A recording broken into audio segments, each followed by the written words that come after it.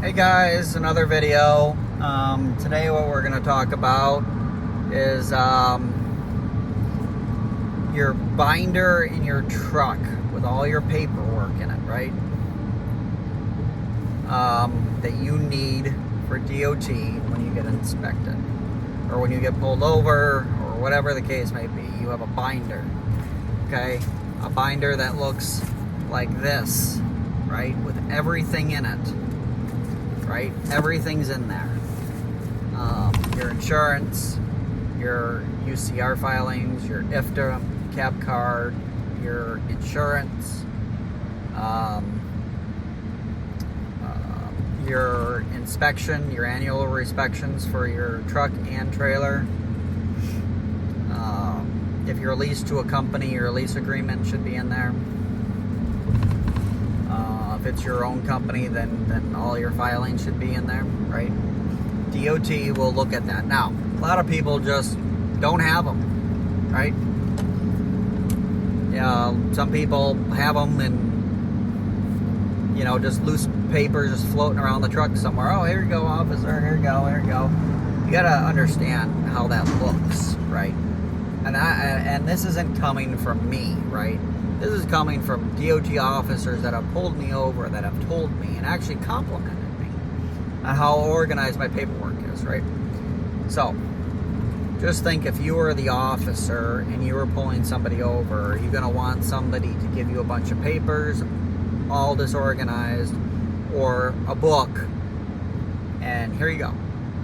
You can go, it makes life so much easier, and the DOT officer appreciates that, right? And guess what? We want them to appreciate that because that makes us look so much better, right?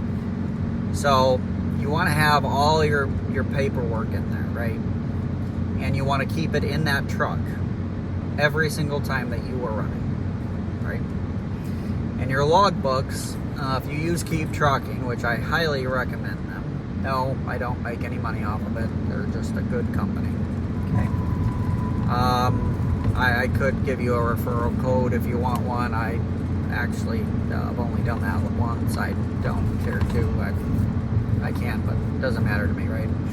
Anyways, so Keep Trucking is a very good company for an ELD. So because the officer's going to ask you for your DOT logs, right? So if you give him the paper ones, 9 times out of 10, he's going to find a problem on those paper logs, right? Because every time that truck moves, every location, every mile, every time that truck rolls forward 10 feet, it's recorded, right? You can't record that on a DOT logbook. And if you were off, because he will measure he'll take the distances from each spot, and he'll cross-reference it through your VOLs. And he will find a weak link, and then you'll be shut down for 10 hours, and then you're out of service, and then there goes your insurance. Okay? Because, again, the insurance correlates with the FMCSA office, right? And that's your logs, right? So, this is why I recommend doing electronic logs. When you do get pulled over for an inspection with electronic log, all it is you go under settings, there's a thing, you put his badge number in, and guess what? It gets emailed right to him. He's got it. It looks organized. It's clean. When you get audited, a new company will get audited in about the first 6 to 8 months. Guess what? The DOT is going to ask for that records, and if you send them a whole bunch of paper logbooks, it's a mess, right? Is what I'm saying, right? And if you ever do a e-logs, right, and then you have to use paper for whatever situation, okay, your box doesn't work, which does happen quite often. You need to keep records of those paper logs in your file, and we can talk about that on this video too, I guess. But so you have a file in your truck, right? Not the file that I just showed you, but like a file, like where you keep your fuel receipts and you keep your oil change records and all of that, because you need all that. You need to keep all that for when you get audited. These are going to ask you for your truck maintenance. Okay, well, I get oil changes every 3 months. Well, that's not good enough. They want to see a receipt. If you don't have a receipt, well, that's not a good thing either, right? So every load you need to have the BOLs. You need to print them off. I have a little mobile printer. You can buy one. They're at Office Depot. They're a couple $100. Go buy one. Keep them in your truck. Get an iPad, right? And keep everything on there, right? Or your phone. Works fine. But you print off, after you're done with a load, you print off that signed BOL and you keep it in that file for that run for that month. So at the end of the month, you have each run filed, and then you have your whole month, and then you file that as January, right? And then you go on the same thing for February, but you got to figure out your IFTA, right? Your IFTA is if you're over 26,000 pounds. So this is all, IFTA is only for if you're over 26,000 pounds, right? If you're under, then that's a different situation. Then you got to buy some permits, but most states you don't have to buy permits because you're under, but like Washington and Nevada, you need to buy trip and fuel permits even if you're under 26, right? So they say you don't, but when you get pulled over, you'll get a violation because you don't have the trip permit. So you need a trip permit if you're under 26. If you're over, you have IFTA, and then you don't need any of that, right? Unless you have a heavy haul, and then you need to get all that stuff, right? Which that's a whole other thing. But anyway, so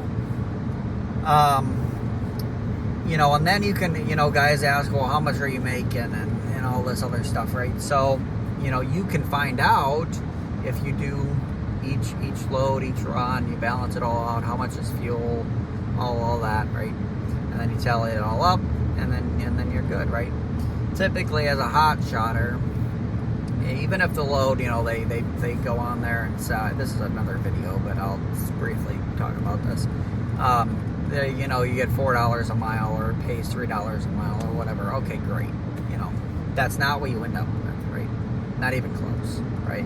Because you got your fuel, you gotta figure out your truck payment, you gotta figure out your trailer payment, you gotta figure out your insurance, and then you gotta divide that by 30 days in that month, right? And that's your daily cost. Like my daily run cost on one truck and trailer is $114.82 a month, a day. Okay, so you take that. Say if the load took you 3 days to do, then you take that $114.82 and you times it by 3, and then you take all your fuel out of it, and then if you had to do an oil change for that load, that comes off of it, right? I like to figure that you take, it costs you about $500 a month in maintenance on average, right? On average for maintenance per truck. Now, that is a new truck, and you're running, right? Typically, our trucks do about 15,000 miles a month. So that's what I can say with that. Any questions? Send me a text. Happy to help. Thanks. See you.